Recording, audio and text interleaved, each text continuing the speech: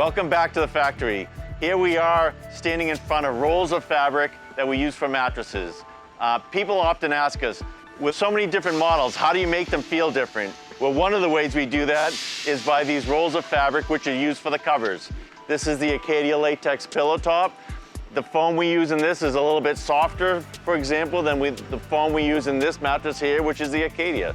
Each of our mattresses has a different recipe for the covers, and that's what's going to give you a different feel for the mattress. Once we know what mattress we're going to make for the day, we bring it over here to the cutting table.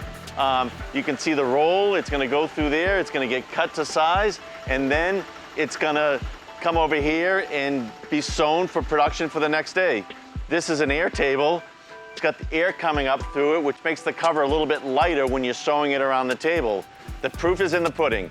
Everything we sell, we build right here. And we're using materials that we know where they come from. And you can trust that we're getting them from the best suppliers we can. And when you're looking for a new mattress, buy local, shop local, and sleep local.